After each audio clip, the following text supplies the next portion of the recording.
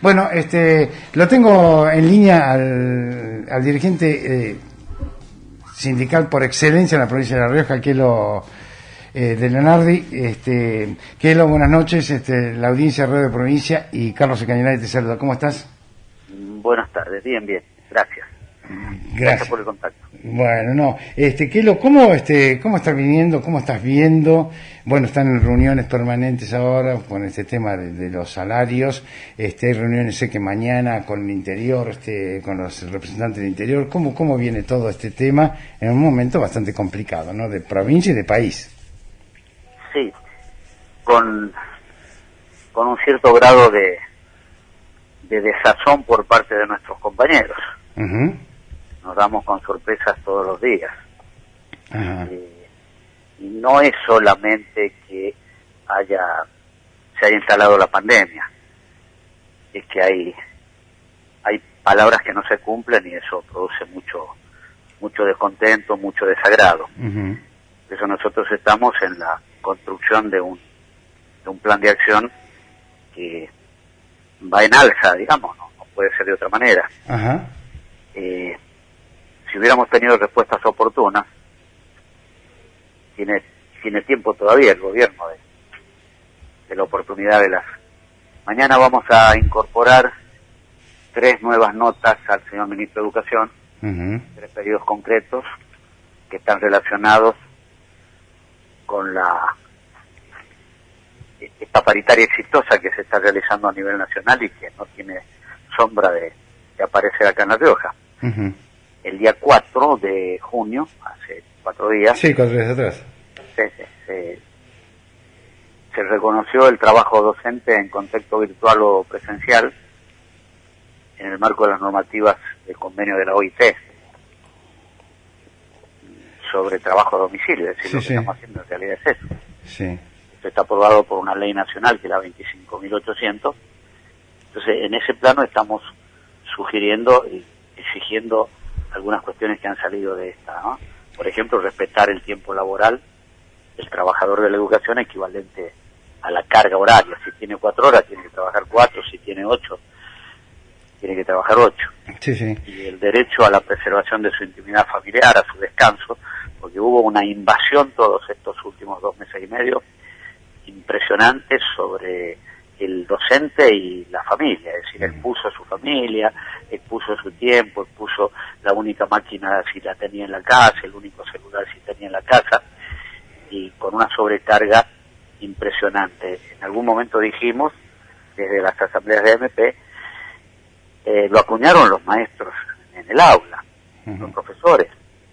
Estamos trabajando más para el supervisor que para los chicos. Triste realidad. Ay, ¿cómo es eso? Explícame eso. ¿Cómo? ¿Por qué? Claro, porque la sobrecarga, a ver, la cuestión pedagógica, sí, desde ya que se ha sentido resentida. Una cosa es enseñar contenidos pedagógicos en la presencialidad con 20 o con 40, con los chicos que sean. Sí, te entiendo. En un tiempo uno calcula 1 hora cátedra para un tema y fue. Sí. Pero en este caso es imposible porque no tenés a los alumnos en forma presencial. Al no tenerlos en forma presencial, ese tiempo que dispone para cada uno de los chicos, para el mismo tema, para el mismo temario, se multiplica por 5, por 10, por 20, por 100. Sí, te entiendo, claro. Enviar una tarea para que el chico la haga, devuelve, corrige, va, viene. Entonces, ese lapso hemos tenido serias discusiones con los directivos y con los supervisores. Uh-huh. El ministerio que no puso coto a todo esto, que dejó andar. Bueno, hemos descubierto que hay 3 o 4 pibes por cada 10 que no tienen conectividad. Por ejemplo, apareció el peor rostro de la pobreza, de la necesidad, de la indigencia, del abandono, con la conectividad. Sí, eso es cierto, porque además se ha parado totalmente el programa Conectar Igualdad. ¿Te acordás del programa de las notebooks, de las netbooks en todas las escuelas? Bueno, eso está retomando recién ahora. Eso ha sido tremendo y a eso ha coadyuvado, por supuesto, la política del gobierno nacional, pero también hay que decirlo, ha coadyuvado la política del gobierno provincial los últimos 4 años, uh-huh. Con actual ministro coordinador como ministro de Educación, desapareció el propósito de Conectar Igualdad. Bueno, ahora se están recuperando esas cuestiones. Sí. Están tratando de recuperar. Yo quiero valerme de una cuestión para poner en un cauce este tema. Si nosotros apreciamos que el ministro de Educación de la Nación, Nicolás Trota, está diciéndonos a diario que el proceso educativo, el rendimiento, se mide en los 14 años de la obligatoriedad de la enseñanza, sí. Acá se ha ido en un sentido adverso, contrario. Se exigió que en un mes, en 2 meses, esté la respuesta, que ni con la presencialidad tenés la misma respuesta. Si con la presencialidad tenías un 10 de respuestas, con la virtualidad vas a tener un 2, un 3. Sí, a lo sumo ponerle como mucho la mitad, suponete. Como mucho la mitad. Entonces, esto es lo que no se apreció desde un comienzo y se hicieron discusiones que no arribaron a ningún puerto. Ahora, en sí los docentes son los que más rápidamente y con más apertura incorporaron este tema de la virtualidad, aprendieron a hacer videos, aprendieron a hablar en cámara, aprendieron a... Totalmente. Yo en eso hay que rescatarle al docente. Totalmente. ¿No? Mira, esta virtualidad que tuvo. A mí la circunstancia me ha colocado en ese camino desconocido. Yo hace 3 meses no conocía este manejo. Tuve que aprender. Y claro. Me exigieron mis propios compañeros y la experiencia. Bueno, yo por una cuestión cronológica de edad, pero otros porque no tienen cómo hacerlo. Si bien todo el mundo tiene un celular, no todo el mundo tiene un celular que le sea verdaderamente útil para la exigencia de la atención. ¿Vos pensaste alguna vez, porque le vamos a ayudar a los funcionarios a que piensen, que el maestro de grado, si se maneja con 30, 40 pibes, ya es un exceso? Sí, pero totalmente. el profesor de media, el profesor de media, que tiene 5 cursos de historia diferentes, 30 por curso, lo multiplicás por 5 cursos, son 150 alumnos. Sí. Podés exigirle criteriosamente es demasiado que te tenga prolijidad con 150 y que encima se te antoja hacer encuestas y le mandás al mismo profesor de historia que haga 150 encuestas a los padres más 150 encuestas a los pibes. Todo esto lo hemos ido resistiendo. Ha pasado medio así en nebulosa porque la preocupación de la pandemia nos obligó a prestarle atención a otras cosas. Sí, totalmente, pero bueno, cuando los profesores y los maestros acuñaron la frase, estamos trabajando más para el supervisor que para el chico, era una realidad. Esto se apaciguó un poquito, pero no vayas a creer que mucho. Poner de ejemplo que el ministro Trota, reitero, dijo, se mide por 14 años de obligatoriedad. ¿Qué quiere decir Nicolás Trota? Que el niño o niña que entra en el jardín de infantes y sale en el estudio superior con obligatoriedad, a lo largo de los 14 años tenés que acomodar las cargas. Claro. Entonces, lo que no pudiste enseñar en 2 meses o en 3 meses de pandemia, lo vas a poder enseñar en otros virtuosos 2 o 3 meses de presencialidad. Si no es este año, el año que viene. ¿Cuál es la urgencia? Entonces, han atormentado tanto al docente. Yo te digo que ahora hay serios problemas psicológicos en un grupo importante de trabajadores y trabajadoras de la educación de todos los niveles. Nosotros ya anterior a esto tuvimos que incorporar en el Departamento de Salud de AMP médicos, psicólogos, y ahora, bueno, tenemos esas dificultades. Yo no sé si esto se va a amainar o no. Esperemos que sí. Yo estuve hablando, lo sacamos en una conferencia la semana pasada, el ministro Ariel Martínez, y él nos dijo que estaba en un diálogo permanente con los gremios y hablando muy bien de la apertura de todos ustedes, reconociendo a los docentes como el trabajo que está haciendo. Esto mismo que yo te planteaba a vos, se lo plantea a él, ¿no? Esta adaptabilidad, tipos que de golpe y porrazo dijeron, tengo que enseñar y aprendo a hacer un video, que no es nada fácil, digamos. No, para nada. Es lo mismo que a mí me pongas en una clase a enseñar. Ese periodo, ese momento, ya pasó, lamentablemente pasó, porque cuando empezamos a exigir, a ponernos firmes en algunas cuestiones, ya dejaron de cumplir. Pedimos en un momento que los trabajadores de la educación que quedaban sin trabajo, que estaban en padrón, que iban a trabajar, si hubiera presencialidad, iban a tener trabajo, se iban a habilitar más cargos, les dieron una miseria de 5.000 pesos mensuales para sostenerlos, que espero que se lo sigan pagando. pedimos que les paguen un salario básico de 12.000, no nos respondieron. Y así fue. Mirá, hay 10 temas que están pendientes de resolución que han hecho que nosotros no volvamos a los despachos oficiales. Mañana vamos a hacer una avanzada con 3 notas que reclaman, primero porque hay compañeros que tenemos sindicalizados en tareas gremiales docentes a quienes no se les ha dado el placer para seguir haciéndolo y están sostenidos por los acuerdos paritarios nacionales.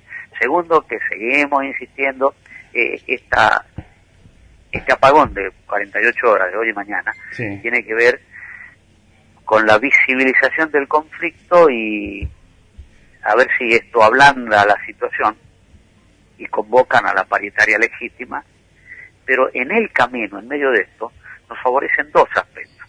Uno, un decreto de febrero del presidente Alberto Fernández, que establece que las jurisdicciones tendrán que reunirse con los gremios, con personería gremial, y la otra, la de hace 4 días, en Buenos Aires, Nicolás Trota, Ministerio de Educación de la Nación, con CETERA, han firmado un acuerdo que establece que se tienen que respetar todas estas cosas y otras muchas. Y no se ha dicho que no se va a discutir salario. Sin embargo, acá, desde el gobernador para abajo, han salido a decir no se va a discutir salario. ¿Por qué no se va a discutir salario? Si discutir salario no implica que te lo pago ya. Implica que tenés que discutir salario porque hay una pérdida del valor adquisitivo del dinero que recibe y bueno, y tampoco se cumplió con una diferencia que tenían que darnos de un acuerdo de la larga lucha del año pasado. El mes de enero nos deben todavía. Sí, no, coincidimos absolutamente que en este momento, bueno, ya lo dijo el presidente, no hay posibilidad de un aumento para los estatales y de acá toman exactamente lo mismo porque hay otras prioridades en este preciso momento. Ahora, eso no quiere decir que nosotros no lo acordamos. Claro, eso no quiere decir que no se pueda sentar a charlarse con el ministro y decir, che, son dos cuestiones diferentes. Que se diga que no se puede y otra cosa diferente es demostrar que no se puede. Claro. Entonces, si se hubieran sentado a negociar hace 60, 90 días, estaríamos con un panorama más claro. No se han querido sentar, han evitado sentarse. Y siempre tienen la comparencia de algún socio menor que hace. Entonces, ¿qué estamos reclamando? Paritaria, legítima, ya. No es la discusión salarial solamente.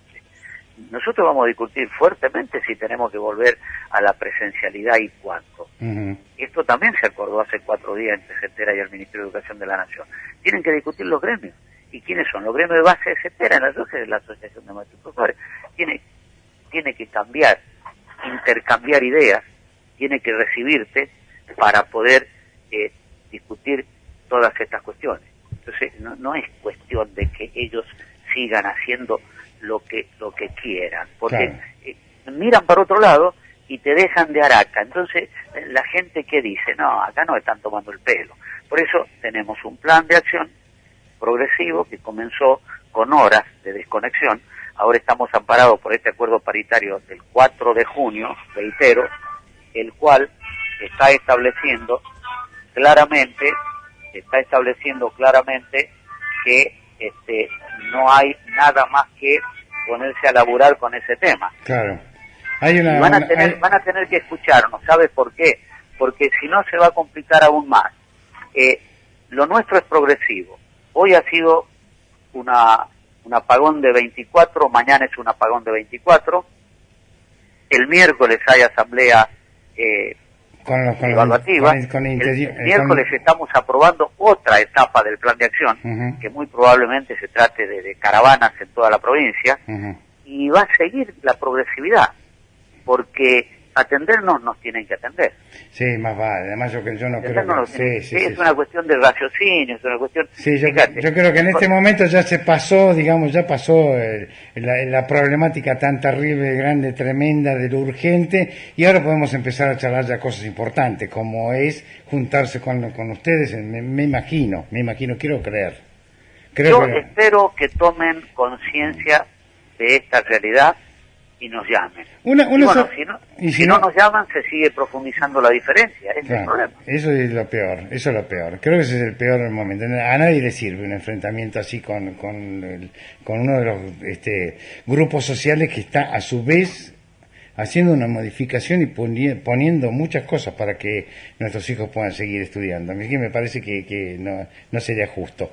Una consultita más, porque ya estoy en el tiempo y me tengo que ir, pero me interesa esto. El otro día estábamos hablando, hice una entrevista a la gente de la JENO. La gente de la JENO desde el año 2019 tiene la finalización de su mandato, digamos.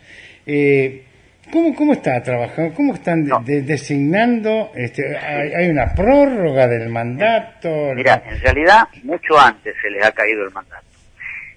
Hace por lo menos 6 años. No, la friolera de 6 años. Por ejemplo, todo el mandato de Juan Luna Corso se negó a llamar a elecciones para la JENO. Ya venía con una rémora de otros 2 años. Más estos 6 meses últimos, y no hay poder humano que los haga tomar conciencia de que hay una ley que establece. Bueno, recurrimos a la justicia el año pasado. La justicia falló a favor. En septiembre la justicia le ordenó a Juan Luna que llame a elecciones, no llamó. Vino enero, febrero, marzo, tampoco llamaron. Ahora pretecan que no llamaron porque vino la pandemia. Si la pandemia dura hasta fin de año, no llaman hasta fin de año. Los nombramientos que está haciendo la JENO tienen sombras de dudas muy, muy grandes. En consecuencia, para la gente que estaba sin trabajo y que queríamos que le den trabajo con el inicio del ciclo lectivo, elaboramos un protocolo para que los nombren. El protocolo dice que los iba a nombrar el Ministerio de Educación, excepcionalmente mientras dure la pandemia. Torcieron todo en el campo. El ingeniero Ariel Martínez votó con el codo lo que escribió con la mano. Había acordado con nosotros que lo iban a hacer ellos, le dieron vuelta al razonamiento, sigue la JENO, y sigue la JENO haciendo las cosas mal. Si yo te digo que todos los nombramientos que ha hecho la JENO carecen absolutamente de legitimidad, porque no son representantes, la ley que marca que la mitad de los representantes tienen que ser electos por el voto secreto y directo de los trabajadores de la educación titulares. Sí. Y no se está cumpliendo. Si no se cumplió en los últimos 6 u 8 años, ¿te imaginas la cantidad de atropellos que se han verificado en todo este tiempo? Bueno, y cuestiones como esas hay otras, como la derogación del decreto Cavero, que explica que Ricardo Quintela, siendo intendente municipal, derogó el decreto Cavero por irracional y por ser un decreto de la dictadura, y que lo esté manteniendo hoy en un gobierno constitucional después de 6 meses. Bueno, la verdad no le dimos tiempo, ¿no? Tampoco. O lo de Medifar, no, se ha tenido tiempo. Se ha tenido tiempo, sí. Empezó ahí nomás y enganchó encima la pandemia el 13. Eso es un decreto que lo firma él, no tiene que ir ni siquiera a la Cámara. No han puesto voluntad, ¿sabes por qué?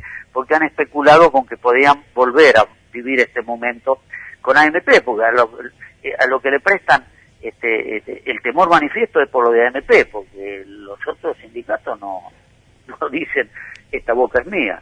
Así pero que, además los otros sindicatos todo no tienen es algo que va acumulando bronca en los compañeros. Los otros sindicatos, si bien son representativos muchísimo más minoritarios, pero además no tienen una personería, no se puede sentar en una paritaria. Así es, no pueden hacerlo. O estoy equivocado. No estás equivocado, eso es así.